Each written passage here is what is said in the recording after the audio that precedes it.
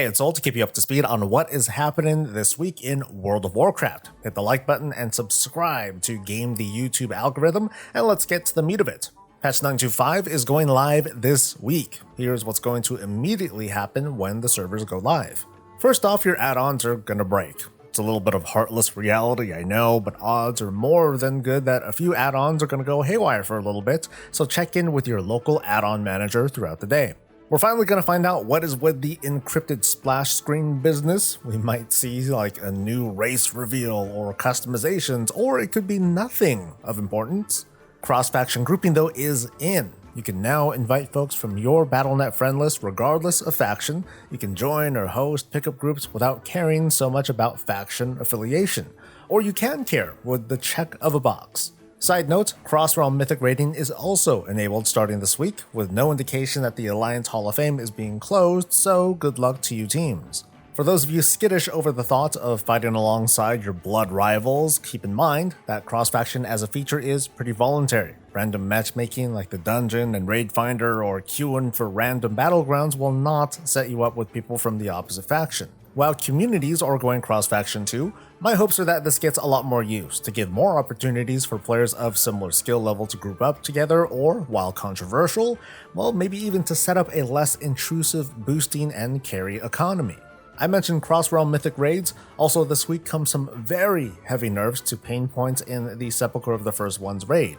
From damage to HP, even raid mechanics are being stripped down to give the raid more accessibility. Quick opinion here, but I have a feeling some of this is being shaved away in favor of the upcoming Season 4. It's going to add some minor mechanics with a new faded feature, so my guess is that this season is going to be made to be more accessible, difficulty-wise, with a bit more emphasis on, screw it, let's have some fun. And I'm really excited to find out how wrong I am.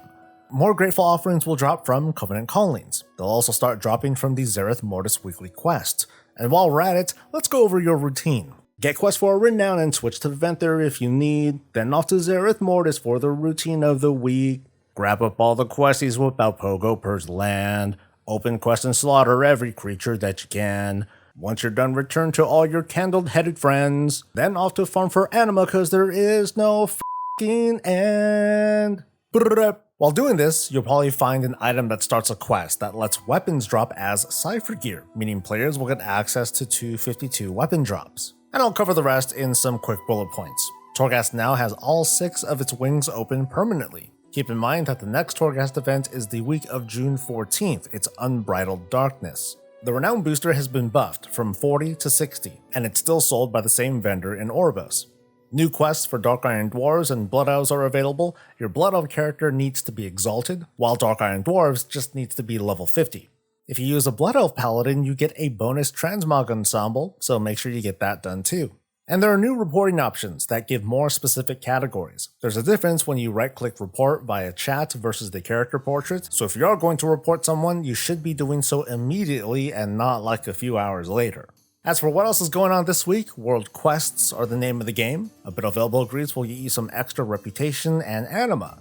I wish it worked for the Avowed rep, which I'm starting to finally work on, and I'm about ready to lose my mind. Just kidding, I always fall asleep before that happens. South Shore vs Terran Mail is the Brawl this week, and expect a heavy rain. As usual, I myself will give this particular Brawl a pass. In Mythic Plus World, the affixes are expected to be fortified, bursting, and storming. So we've gone full circle on the affix rotation, and I predict we're starting over.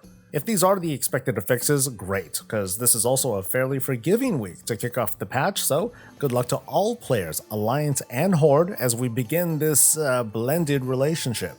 While not exactly related, I thought it reasonable to point out that this week brings the launch of Diablo Immortal on mobile devices and the start of the PC version in open beta. According to the statements, progression on the beta will carry over to the official launch whenever that is. I'm less sure if one is going to be able to switch their progression between the PC and mobile versions. I presume it will be, and I guess we'll find out soon. And with this, the attention of speculators turns towards Season 4, and of course, the Dragonflight Alpha Test, whenever those are. We're only 3 months into the usual season length, which might mean plenty of time for the WoW team to add any number of extra things to the game before the season's expected to start. I'll have discussions on what those things could be over on stream, so Feel free to swing by the Twitch channel. Coffee with Soul takes place Tuesdays through Thursdays starting at 8:30 a.m. Pacific. That's going to be it, folks, and I thank you for coming. Hope to see you again soon, and don't forget to like the video, subscribe for more content and such, and until then, stay safe, stay healthy, stay breezy.